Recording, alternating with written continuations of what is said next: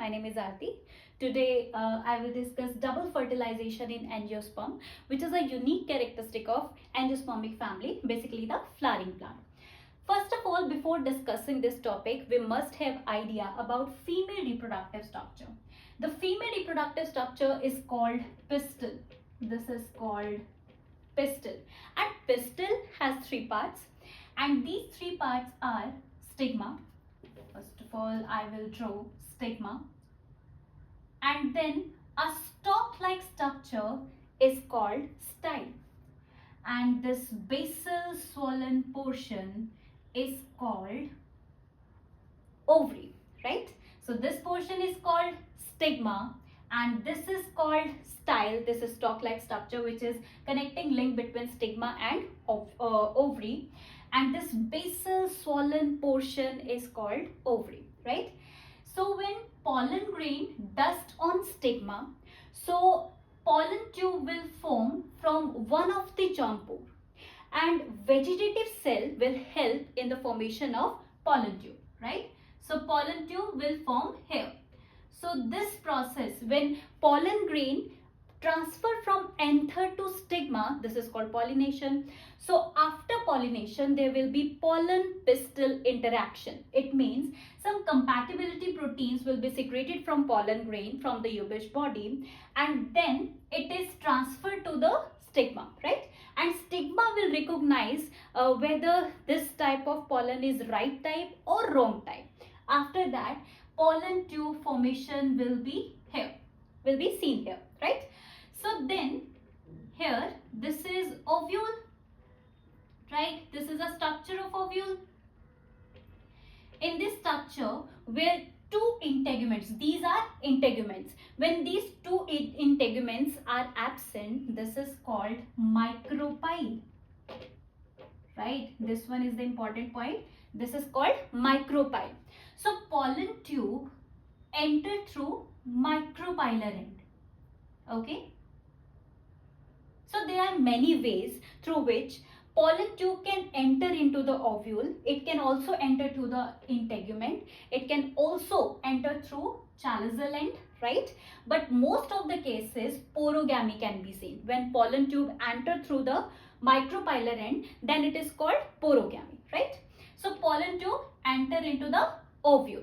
After that, the structure which is present inside the ovule, this is called embryo sac, right? This is called embryo sac. So in the embryo sac, we see there will be fertilization. Why it is called embryo sac? Because embryo formation for the development can be seen here, right? So now I'm highlighting this structure of embryo sac here. So this will be the embryo sac.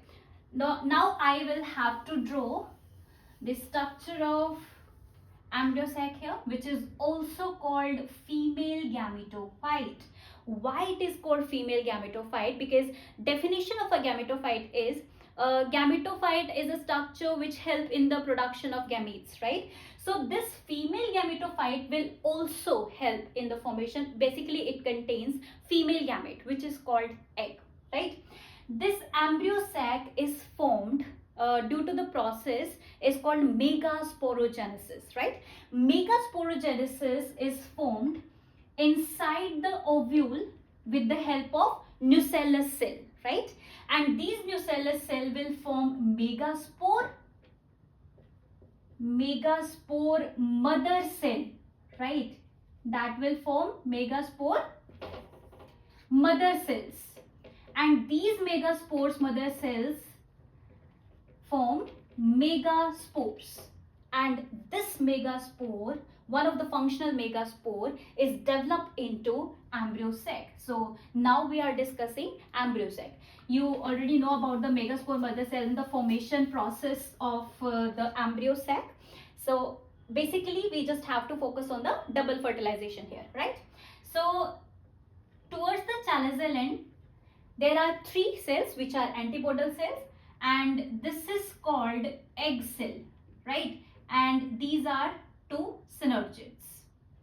So these are two synergids, and this one is called egg cell where fertilization occurs, right?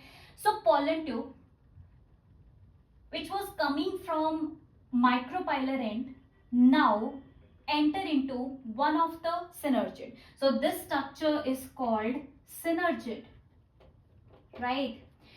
So after entering into the synergid, this synergid will degenerate and will secrete some chemical which help and guide the pollen tube to enter into the egg cell. Basically, there are finger-like projection. Let me draw it again. So there are finger-like projection into the synergid. These are called filiform apparatus. Filiform apparatus, right? So these filiform apparatuses guide the pollen tube to enter into the one of the synergid, and this synergid will degenerate and will secrete some chemicals, and then this pollen tube basically contain two male gametes, and then one of the male gamete will fuse with the nucleus of egg cell, and this process is called fertilization, right? Or we should say syngamy. This is called syngamy, right? So this pollen tube contains two male gamete. One of the male gamete will fuse with the egg cell, right? And the other male gamete will fuse these two polar nuclei, right?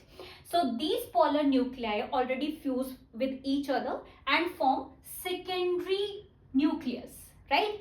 And this secondary nucleus will fuse with one of the male gamete, right? One male gamete will form zygote with the help of syngamy process, right? And the other male gamete will fuse secondary nucleus, and then it will form primary endosperm cell, which contain primary endosperm nucleus. As you can see here, there are three structures, two polar nuclei and one male gamete. So this process is called triple fusion, right? This process is called triple fusion, right? So here you can see one fertilization occur here and the other fertilization occur here with the polar nuclei, and because syngamy and triple fusion occur here, syngamy plus triple fusion